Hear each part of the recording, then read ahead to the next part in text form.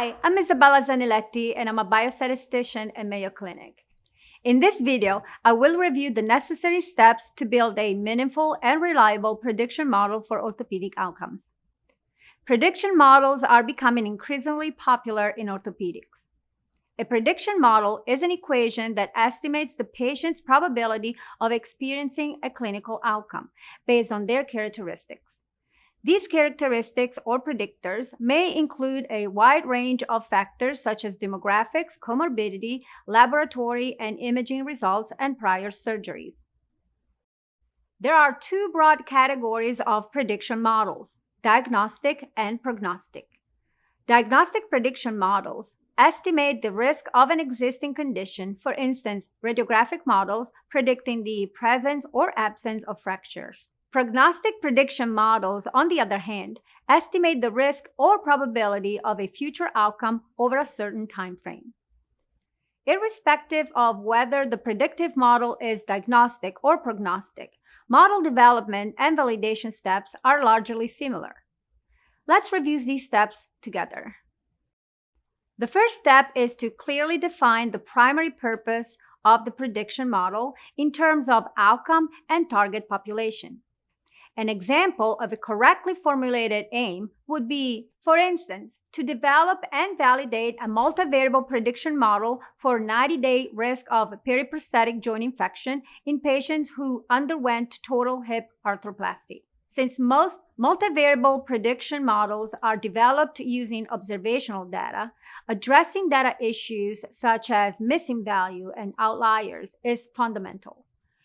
Depending on the type and the amount of missing data, multiple imputation can be used to overcome the issue.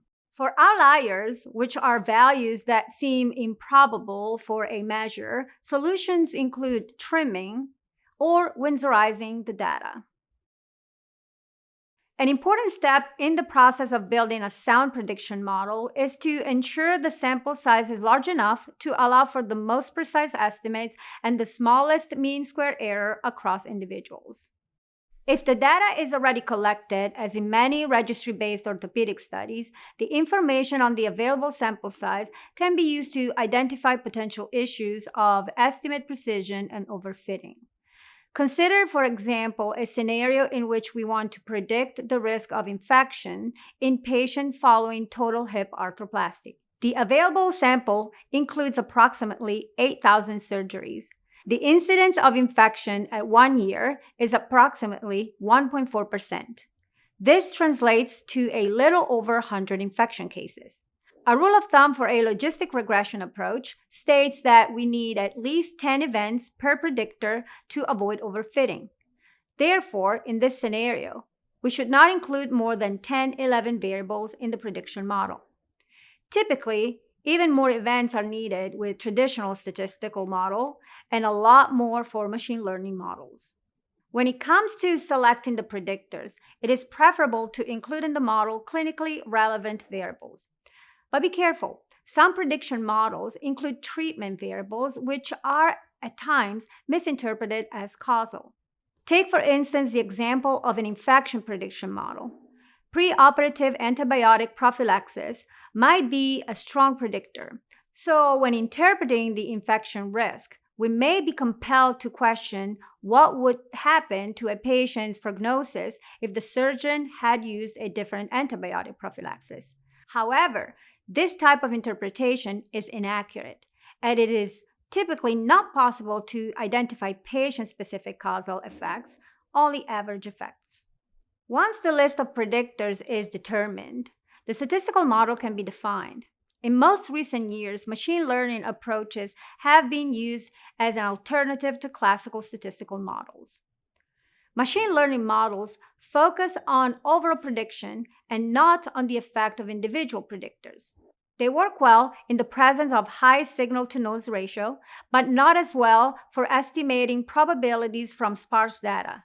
In the presence of strong additive effects, classical statistical prediction models work well with smaller sample size. Irrespective of the modeling approach, a variable reduction strategy should be considered to decrease the number of predictors for the final model. This is because If models are too complex, they lose the ability to generalize. Popular techniques include subset selection methods such as backward, also known as step down, forward or step up, and stepwise selection. Variables are selected with different entry and retain criteria. Then we have shrinkage methods such as the lasso method, a linear regression technique which shrinks coefficient estimates towards zero in an effort to avoid overfitting.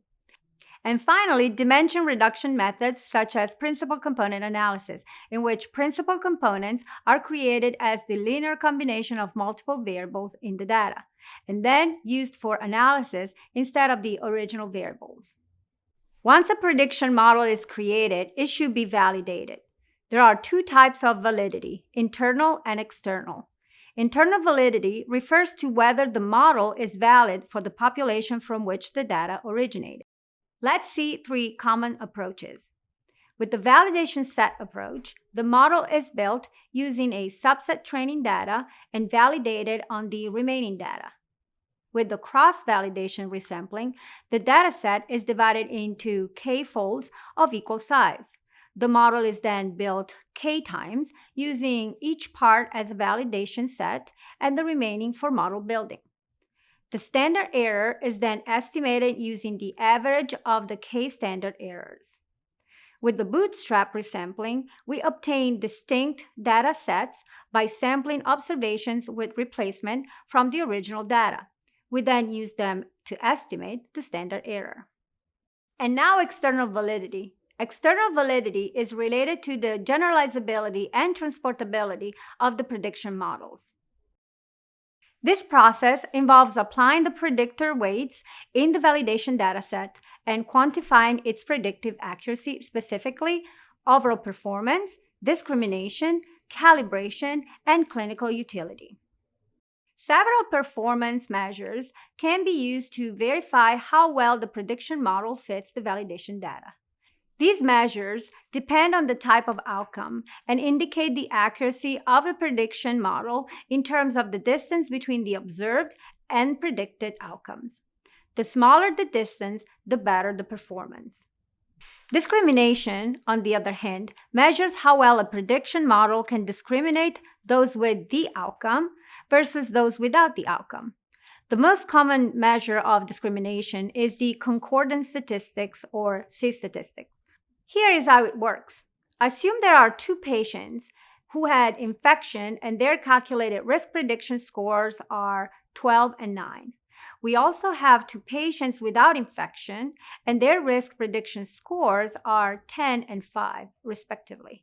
The possible pairs of patients in which one has the infection and the other one does not are 12-10, 12-5, 9-10, and 9-5. In 3 of the 4 instances, the patient with higher risk score had infection following surgery. The C statistics is then 3/4 or 0.75. Calibration measures agreement between predicted and observed outcomes. It is best examined graphically by plotting the predictions on the x-axis and the observed outcomes on the y-axis. A curve that is closer to the diagonal indicates a better risk prediction model. If a prediction model shows poor overall performance, it is necessary to refit until all conditions are satisfied. When building or evaluating a risk prediction model, orthopedic investigators and reviewers should follow the tripod guidelines. These include conducting an extensive literature review, ensure the appropriate model for the data, evaluate the model validity and overall performance, and finally, refit if needed.